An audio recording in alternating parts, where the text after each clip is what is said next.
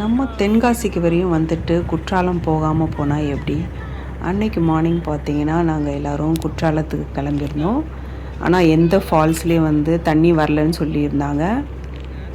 5 ஃபால்ஸில் மட்டும் கொஞ்சமாக தண்ணி வருதுன்னு சொல்லிட்டு அங்கே போனோம். ஷேர் ஆட்டோவில் தான் எல்லாம் போயிட்டுருக்கோம். போகும்போதே வியூலாம் பார்த்திங்கன்னா சூப்பராக இருந்தது. ஆனால் வெயிலும் ரொம்ப அதிகமாக இருந்தது. வழியில் பார்த்தீங்கனாலே தெரியும், எக்கச்சக்க குரங்குகள் வந்து உட்காந்துருக்குது. ஏன்னா அது மலை பகுதினால ஏகப்பட்ட குரங்குங்களாம் அங்கே வழியிலே உட்காந்துருக்கு. இந்த வியூ பாருங்கள், செம்மையாக இருக்குது, சூப்பராக இருந்தது அந்த ஹில்ஸ் வியூலாம்.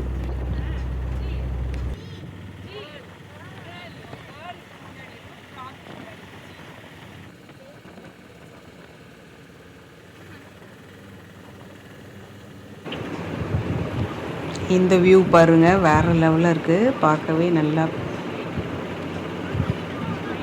நாங்கள் நல்ல வெயில் டைமில் போனதுனால அழகாக இருக்குது இந்த நேச்சர், பார்க்கவே வித்தியாசமாக.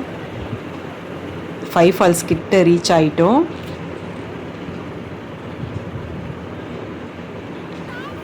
வந்தாச்சு 5 ஃபால்ஸ்க்கு. சூப்பராக இருக்குது பாருங்கள், எல்லா கடைகளும் ஓப்பனில் இருக்குது. எப்படா நம்ம அருவியை பார்ப்போன்னு இருக்குது. நாங்கள் நடந்து மேலே ஏறி போயிட்டுருக்கோம்.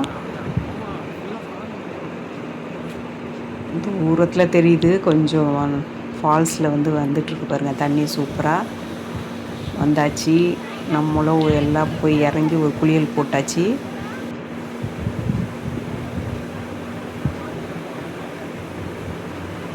நல்லா குளிச்சுட்டு அங்கேருந்து கிளம்பியாச்சு. இந்த வீடியோ உங்களுக்கு பிடிச்சிருந்தா நம்மளுடைய சேனலை மறக்காமல் சப்ஸ்கிரைப் பண்ணி ஷேர் பண்ணி விடுங்க. தேங்க்ஸ் ஃபார் வாட்சிங்.